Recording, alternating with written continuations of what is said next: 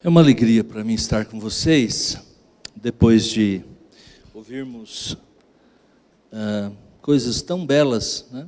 Tão bem cantadas, tão bem preparadas, e é muito gostoso isso, expressar essa verdade da palavra de Deus tão importante, de forma tão criativa, tão bonita. Nossos corações já estão bem tocados, e eu queria então chamar a sua atenção para o texto de Hebreus capítulo 2, verso 14 e 15.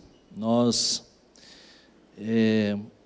cantamos essa história, nós lemos passagens nessa noite, textos que narram essa história, e esses dias todos, quando nós chegamos no mês de dezembro, as nossas igrejas, nós mesmos, lemos devocionários, nós ouvimos de alguma maneira sobre essa história, lemos sobre essa história.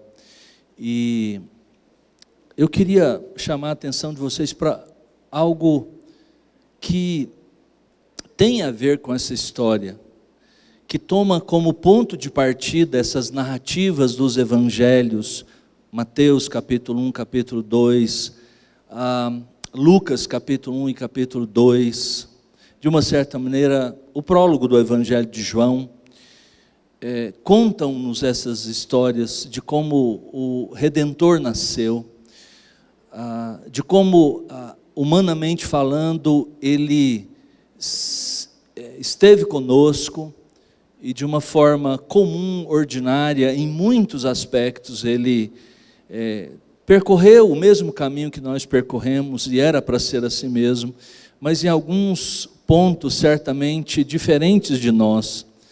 Eu queria olhar do ponto de vista da teologia, alguns aspectos dessa história, tomando como ponto de partida a historicidade de tudo aquilo que aconteceu, essas narrativas da natividade,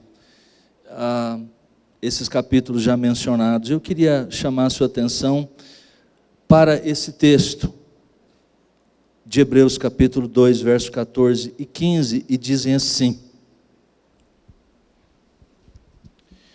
visto, pois, que os filhos têm participação comum de carne e sangue, também Jesus igualmente participou dessas coisas, para que por sua morte destruísse aquele que tem o poder da morte, a saber, o diabo, e livrasse a todos os que pelo pavor da morte estavam sujeitos à escravidão por toda a vida. Vamos orar mais uma vez?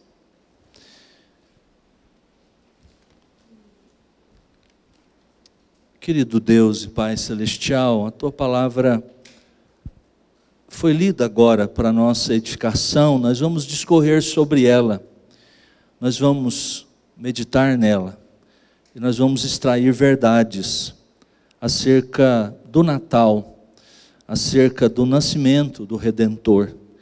E nós pedimos que o Senhor fale conosco, pedimos que o Senhor abra o nosso coração, nos faça entender e perceber as implicações, ó Deus, dessa mensagem para a nossa vida, e nós possamos ser edificados, bem fundamentados, e possamos perceber as implicações desta verdade para a nossa vida, em nome de Jesus, amém.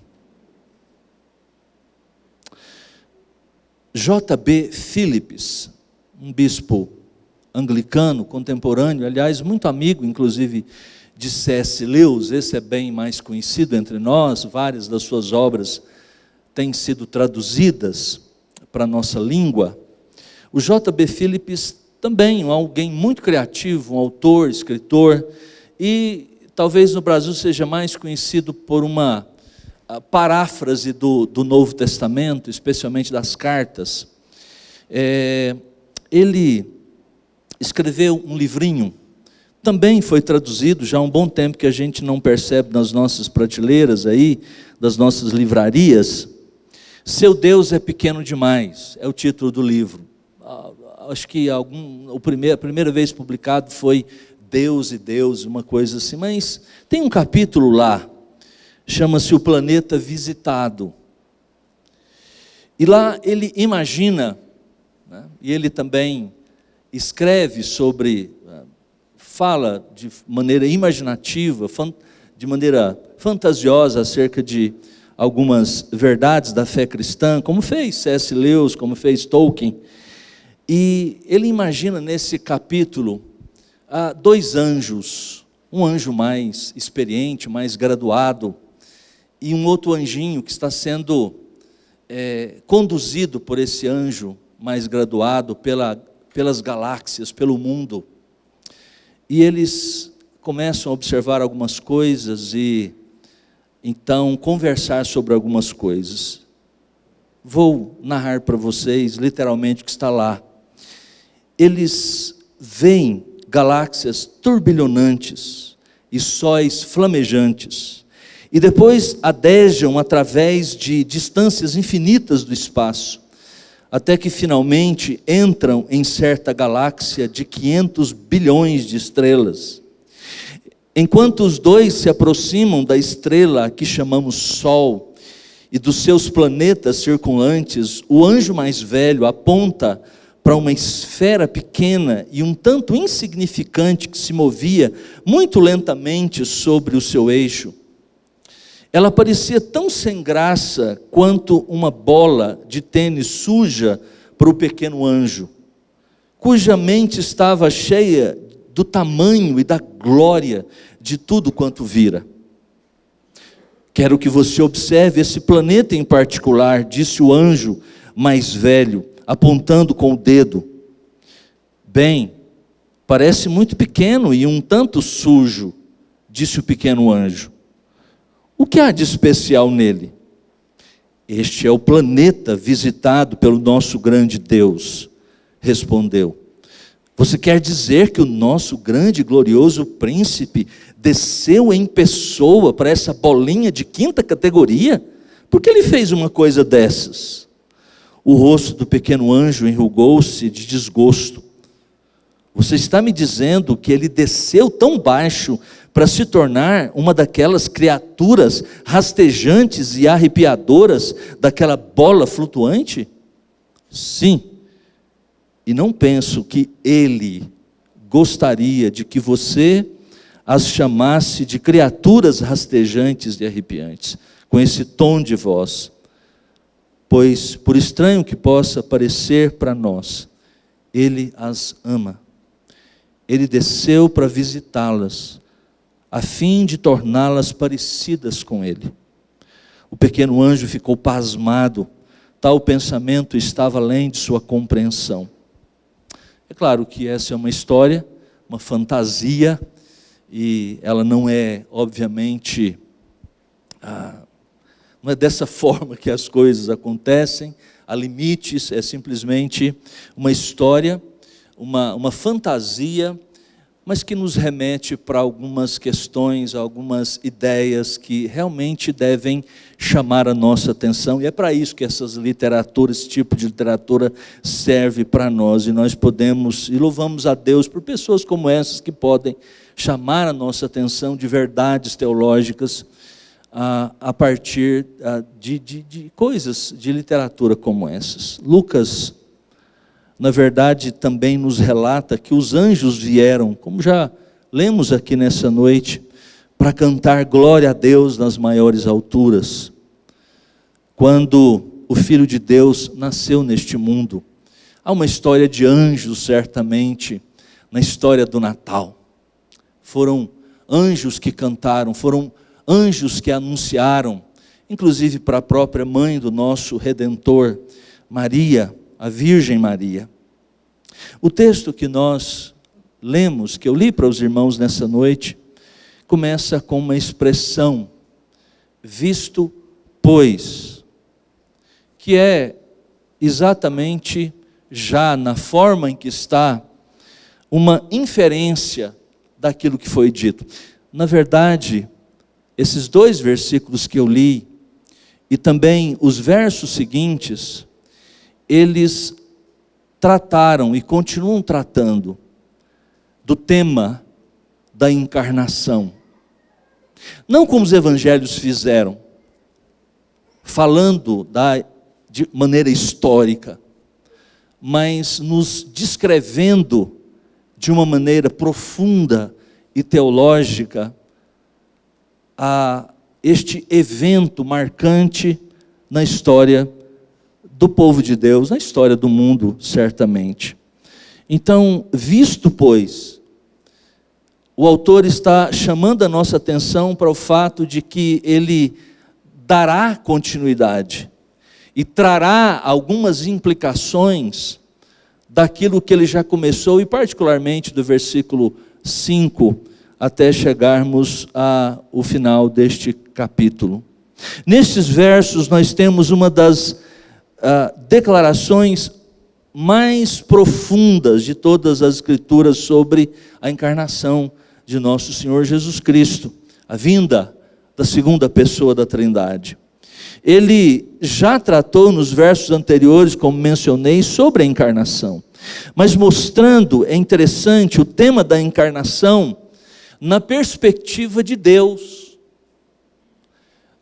de como Deus fez isso.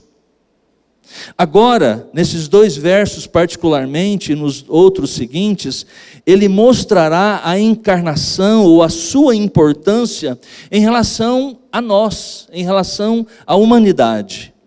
Falar da encarnação do Filho de Deus é algo, seja do ponto de vista das narrativas ou do ponto de vista das implicações teológicas, é algo estupendo, é algo maravilhoso.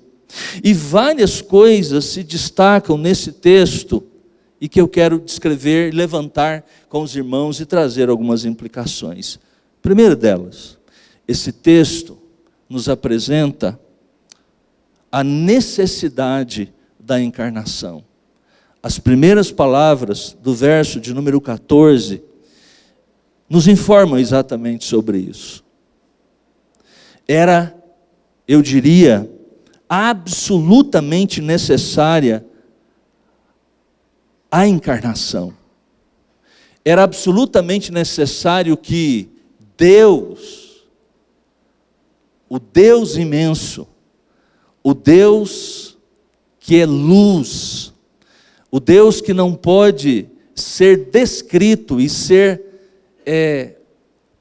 definido por palavras humanas, porque certamente nos faltariam as palavras necessárias para expressar a sua grandeza, os seus atributos. A teologia simplesmente fala de atributos comunicáveis e atributos incomunicáveis de Deus, os atributos da soberania. Nós não temos palavras para descrever Deus. Este Deus, a segunda pessoa da Trindade, que é um outro mistério, como é que um ser, ele se mantém, ele se subsiste em três pessoas. Como é que esta segunda pessoa da triunidade se torna como um de nós? É isto que a encarnação nos diz. Mas o texto está dizendo exatamente que isso se fazia absolutamente necessário. Diz o texto que, na minha linguagem, já que os muitos filhos que Deus tem deveriam ser santificados, e a maneira que o autor de Hebreus fala de redenção, de salvação, de justificação, da nossa redenção, então era absolutamente necessário que ele se tornasse carne e sangue. Assim como nós, o seu povo, aqueles que são objetos da salvação, alvos de Deus da redenção, são, por definição, seres humanos, ou seja, a expressão que ele usa, temos carne e sangue. Então o Filho de Deus tinha que participar também da carne e do sangue, ou ser como um de nós. Em outras palavras, Deus não nos salvaria por decreto. Deus não poderia fazer isso. E é com muito temor e tremor que a gente tem que dizer assim, que Deus não pode fazer alguma coisa, porque a gente aprende por definição que não há impossíveis para Deus. Mas as Escrituras falam de algumas coisas que Deus não poderia fazer. Deus não poderia mentir, Deus não pode pecar, Deus não pode falhar. E Deus, tendo resolvido salvar-nos, tendo resolvido redimir-nos no seu decreto eterno e tendo pensado numa maneira de nos salvar, a maneira pactual, a maneira da aliança, Ele então, dentro do seu projeto, estava a encarnação. Porque foi um homem que pecou, carne e sangue, portanto um homem teria que vir.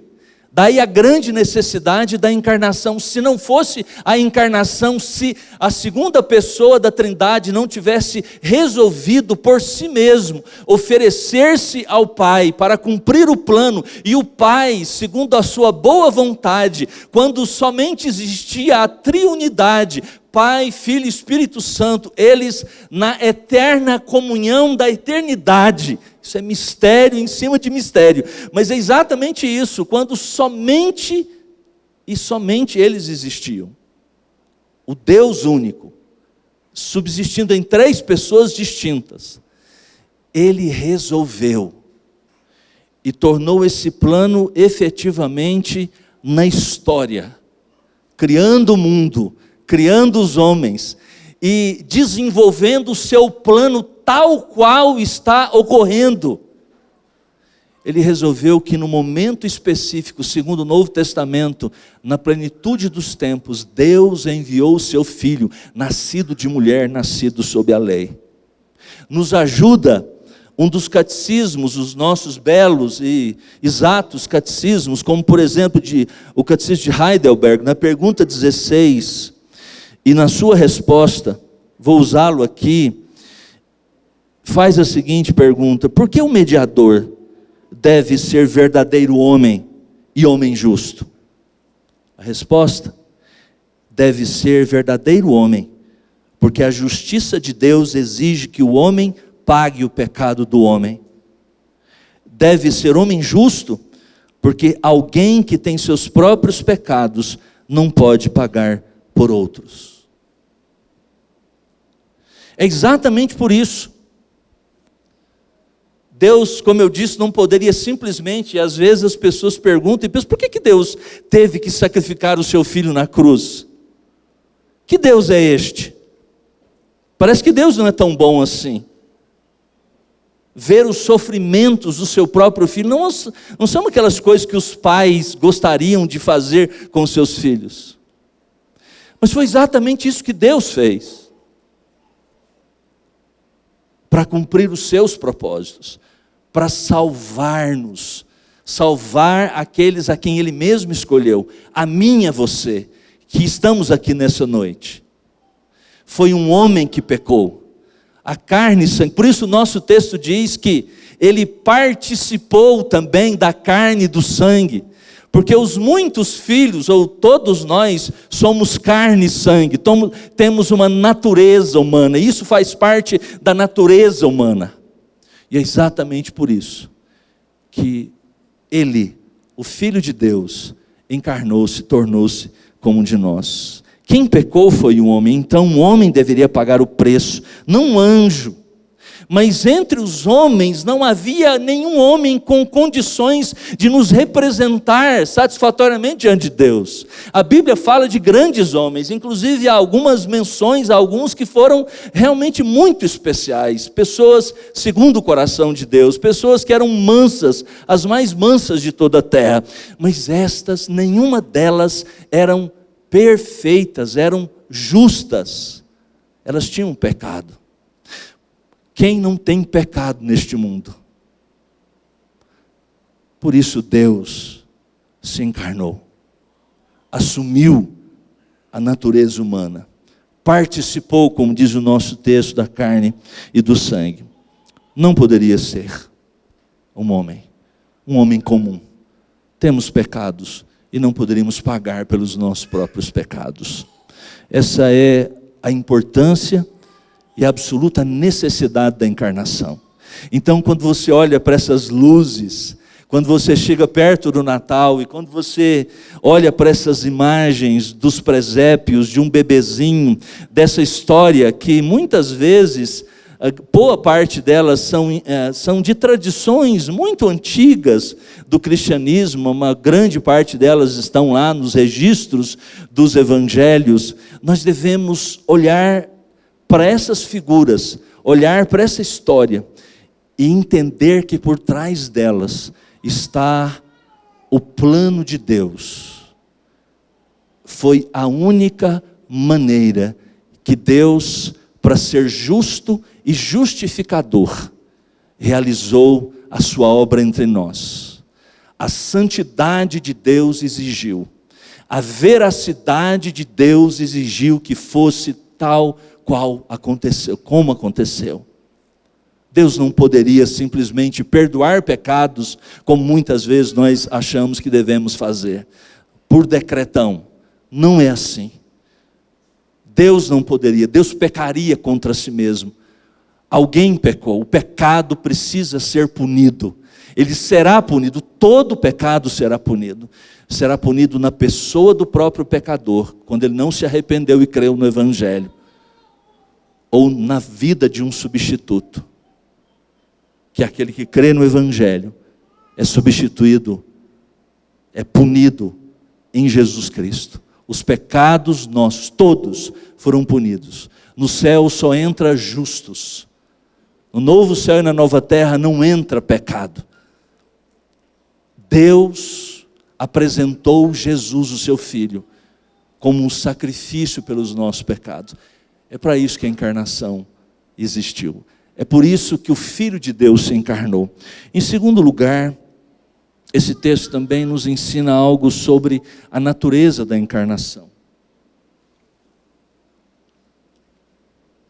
Note as expressões no verso de número 14, mais uma vez chama a sua atenção para carne e sangue. Esta é uma expressão, ou são expressões que se referem àquilo que é próprio do ser humano. No contexto em que são usadas sempre dessa forma, se refere às fraquezas do ser humano, o caráter limitado do ser humano. A natureza de Cristo, ela foi tão real, é isso que o autor quer chamar a nossa atenção. Foi tão real como também a dos próprios seres humanos. Não foi uma espécie de cristofania, como ensinava doutrinas do século II, do século III, heresias que tentavam explicar esse mistério da encarnação de uma maneira que fosse apetecível às pessoas, que fosse suportável pelas pessoas de uma mente filosófica grega, como o docetismo, por exemplo, como algumas seitas, porque negar que Cristo veio em carne, assumiu carne e sangue, era negar que a própria salvação de Deus, ela foi trazida para a história, para o tempo e para o espaço. Jesus tomou parte em nossa carne e sangue, diz o texto. Jesus conheceu, e a gente vê isso em todos os evangelhos, Jesus viu o que é a fome, o que é a fadiga corporal. Ele experimentou, em outras palavras, tudo aquilo que nós experimentamos. Ele, em sua encarnação, diz o nosso texto que entrou em comunhão conosco. E foi um homem de dores, como diz o profeta Isaías. Mas é muito importante também a gente notar nesse texto que há uma preservação aqui da singularidade da encarnação de Cristo, e que duas palavras que na nossa língua é interessante, são as mesmas, na nossa língua portuguesa, mas que nos originais, no texto grego, tem uma diferença. Olha aí no verso 14 de Hebreus, verso 2, se você ainda não fechou a sua Bíblia ou não tirou diz aí que visto pois que os filhos têm participação.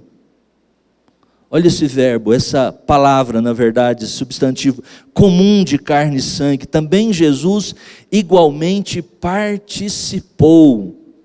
Na nossa língua, você está vendo aí que, talvez você esteja com outra versão e haja qualquer diferença, mas é a mesma palavra, participar, participação.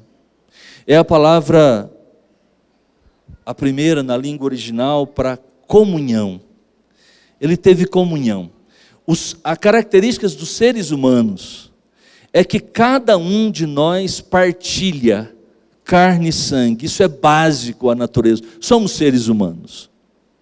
A palavra no original é uma palavra, mas quando ele se refere aqui a Jesus Cristo, diz que Jesus participou. É uma outra palavra que é usada. Qual é a importância disso? Que não dá nem para a gente, de certa forma, perceber na língua portuguesa. É que o nosso autor, ao falar dessa maneira e distinguir essas palavras, ele quer mostrar o fato de que, embora o Senhor Jesus tenha assumido a carne e o sangue, a natureza humana, como nós experimentamos, ele sentiu fome, ele sentiu dor, ele foi tentado em todas as coisas, mas um único detalhe, ele é completamente diferente de nós. Ele jamais pecou. Nenhum pensamento, nenhuma palavra impura saiu dos seus lábios. Nenhum passo ele deu rumo àquilo que era pecaminoso. Jamais praticou o mal. Então, os filhos, ou nós, todos nós, participamos da carne. Essa é a nossa humanidade. Cristo participou também, exceto do fato de que jamais tenha pecado.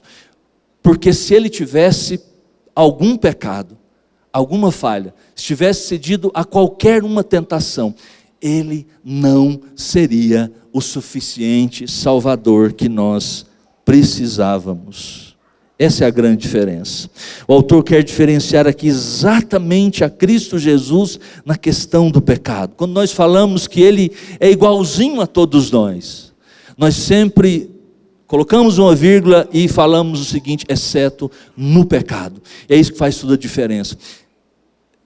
A obra de Cristo, durante os seus 33 anos de vida, desde sua encarnação, até a sua ressurreição e ascensão ao Pai, não teria tido efeito de redenção, se qualquer pecado se tivesse ouvido da sua boca, qualquer pensamento. Quando ele ofereceu ao Pai o sacrifício pelos nossos pecados, ele cumpriu cabalmente toda a lei. Não é à toa que uma das palavras mais importantes da cruz, ele diz algumas coisas antes da sua morte, está consumado. É o tetelestai. Está consumado.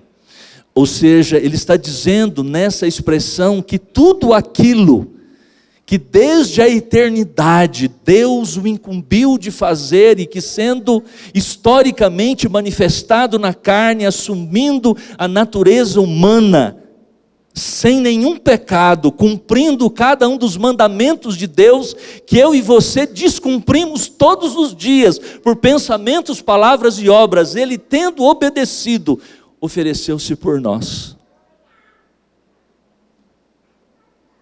Essa é a natureza, o significado da encarnação.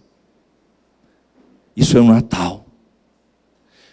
E nós temos que, ao comemorarmos, ao ouvirmos as canções, ao ouvirmos o brilho das luzes, ao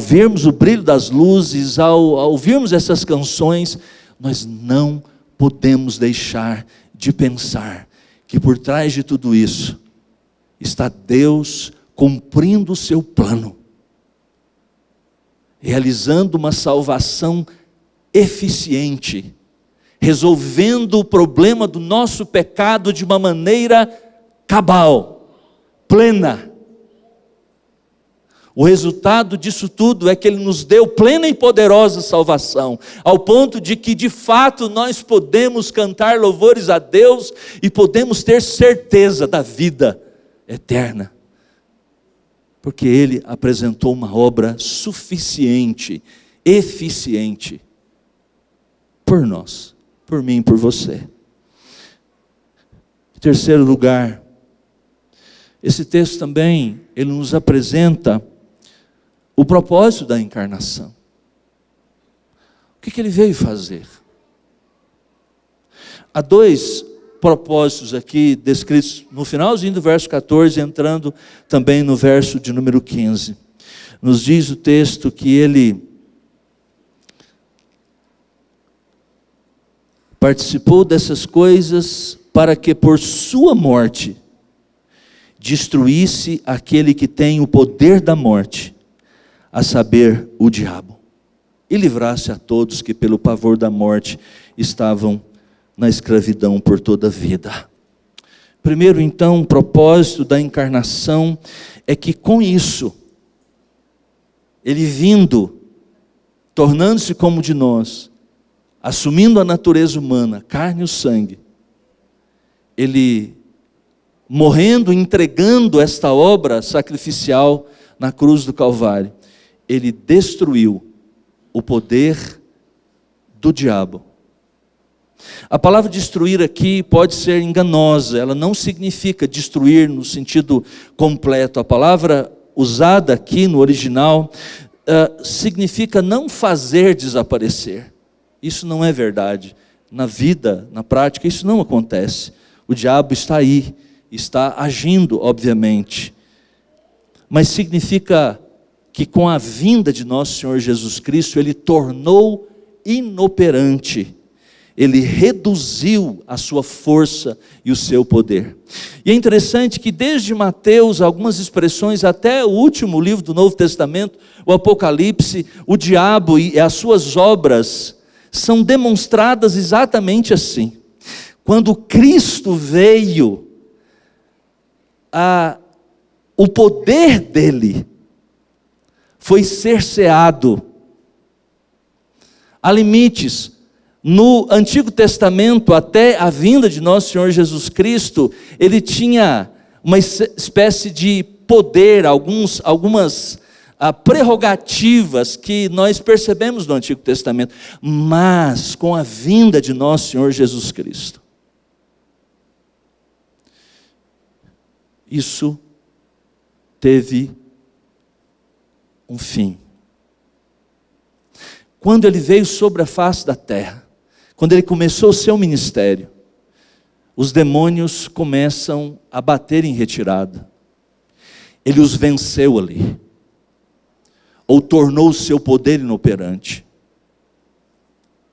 É interessante que se você abre os evangelhos, especialmente no começo do ministério de Jesus, você parece que, se você prestar atenção nas leituras, às vezes são bem curtas as narrativas sobre as manifestações demoníacas, mas parece que a cada passo, especialmente o evangelista Marcos, no capítulo 2, capítulo 1, capítulo 2, parece que a cada passo que Jesus dava, vinha manifestações demoníacas, demônios, e vários exorcismos eram feitos.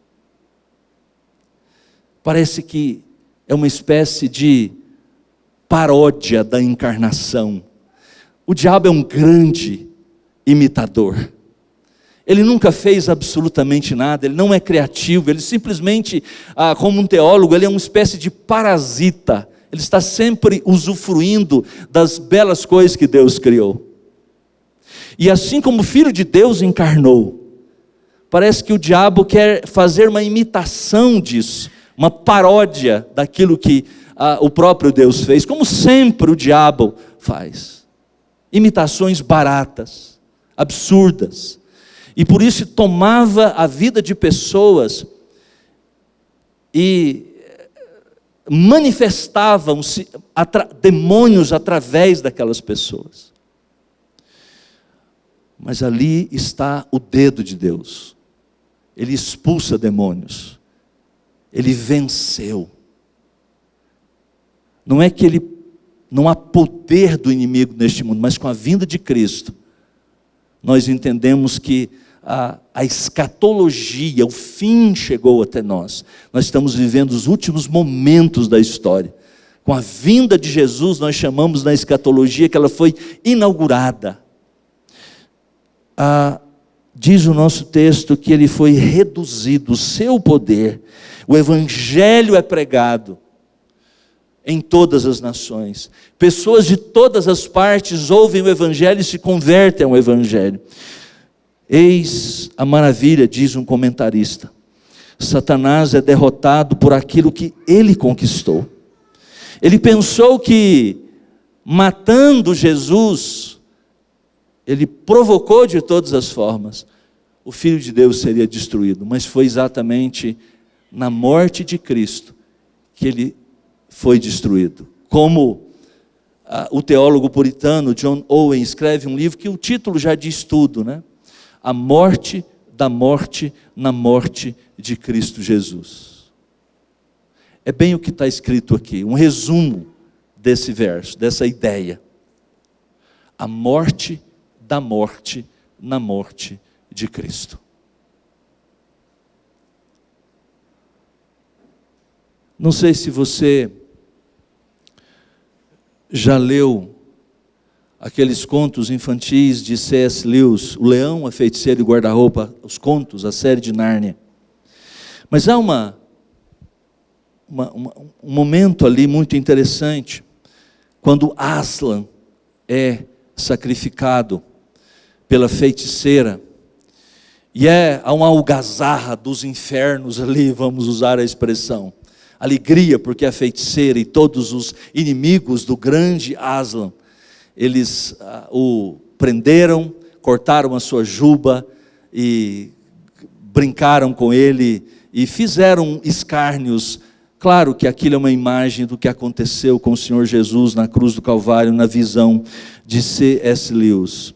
E num certo momento, elas perceberam então que Aslan estava vivo. E aí o próprio Aslan, que é uma figura do Senhor Jesus, vira para elas e diz: explico.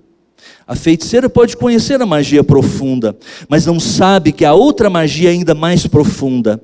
O que ela sabe não vai além da aurora do tempo. Mas se tivesse sido capaz de ver um pouco mais longe, de penetrar na escuridão e no silêncio que reinam antes da aurora do tempo, teria aprendido outro sortilégio. Saberia que se uma vítima voluntária, inocente de traição, fosse executada no lugar de um traidor, a mesa estalaria e a própria morte começaria a andar para trás. É a maneira bonita e fantasiosa de C.S. Lewis ensinar para as crianças, para as nossas crianças, porque foi um livro escrito para as crianças, de que Deus enviou seu Filho como sacrifício pelos nossos pecados, e que há um mistério na encarnação, de que aquele que é completamente inocente de pecado, que tendo morrido por nós, tendo assumido o nosso lugar, nos deu plena e poderosa salvação. Ele venceu a morte através da morte. E continua o nosso texto dizendo que no verso 15, que ele livrou-nos com isso, os filhos de Deus, do pavor da morte. Calvino, comentando esse texto, diz que este verso expressa de forma assombrosa quão miserável é a vida dos que temem a morte, pois devem sentir grande espanto, porque contemplam esse evento sem Jesus Cristo. E ainda diz: assim nada senão a maldição aparece nela. De que provém a morte, senão da ira de Deus contra o pecado? Desse temor Cristo nos tem livrado, ao levar sobre si a nossa maldição. Tirou da morte o que ela tinha de terrível, o aguilhão da morte, a culpa do pecado. Esse é o grande problema. Por que para muitos de nós, a experiência da morte é como ele expressa aqui, um pavor. Exatamente por não compreendermos o sentido do Natal. Que ele veio para morrer e pagar pela maldição que estava sobre nós. Ele nos liberta do pavor quando nós compreendemos isso. Diz Calvino: mas se alguém não pode tranquilizar o coração ante o pensamento da morte, cresceu muito pouco na vida cristã, pois muito temor provém de ignorar a graça de Cristo, e também é incredulidade. Eu quero, irmãos, terminar com uma outra citação de um livro de James Kennedy, que imagina agora, num livro dele chamado Se Jesus Não Tivesse Existido, em que ele descreve que a única religião que de fato pode trazer-nos esperança e vida é a fé cristã, é o cristianismo, o único. E essa é a mensagem exatamente do Natal. Ele diz, ele faz uma imagem que eu queria descrever para os irmãos, diz assim: alguém já disse que esta vida, ela se assemelha ao caso de um homem que caiu em um buraco, um profundo e terrível e imundo buraco, com uma horrenda serpente a fazer-lhe companhia lá dentro, a qual o homem procura evitar. Pois bem, eis que chega um animista. Animistas são aqueles que acreditam, né, em que Deus estão espalhados nas árvores, em todas as coisas, né? Olha para dentro do buraco e vê a serpente. Seus olhos esbugalham-se e ele foge para a floresta, para que algum espírito maligno não o empurre para dentro do buraco também. Mais tarde chega o seguidor de Confúcio, o qual diz: os grandes homens nunca caem em buracos, mas andam circunspectos e por isso mesmo cuidam onde põem os pés. Chega um hindu e afirma: meu irmão, você pensa que está em um grande buraco escuro, mas isso é apenas um equívoco de sua mente mortal. O fato é que tudo é Brahma, e Brahma é tudo. E este mundo externo é apenas uma ilusão, que é assim que diz o hinduísmo, né? Tudo é uma ilusão. Esse buraco não existe, nem existe essa serpente, e tudo terminará muito bem, paz. Aproxima-se então um muçulmano, que percebe o homem dentro do buraco e lhe diz: eu o ajudarei, meu amigo. E então estende o braço, segura a mão do homem e começa a puxá-lo para fora. No meio do caminho, entretanto, toma um punhal e indaga: você quer tornar-se um islamita, não quer? E o homem retruca: nunca farei isso.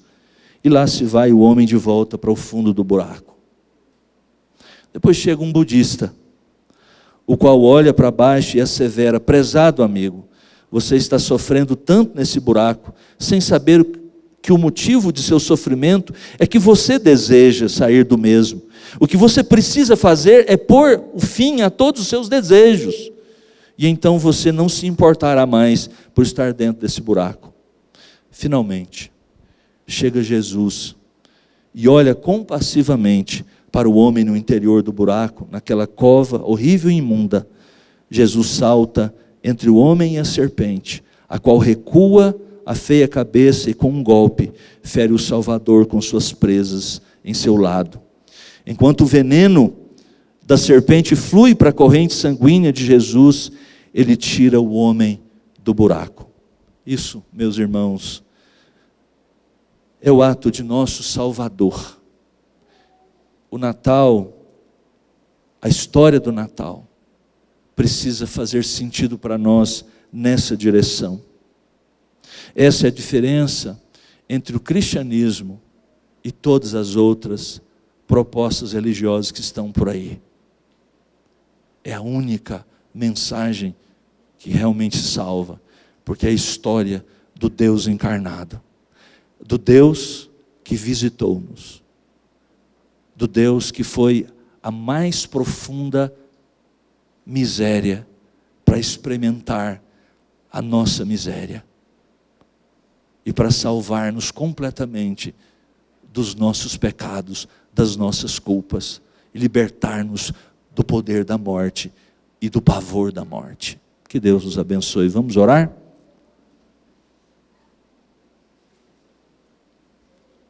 Querido Deus e Pai, agradecemos, porque nós temos, Pai, a oportunidade de cantar, de ler essas histórias. Mas pedimos também, ó Deus, que Tu nos ajudes a entender o significado destas verdades, narradas, cantadas, percebidas e sentidas. Perceber as implicações disso para a nossa vida, dessas verdades para a nossa vida.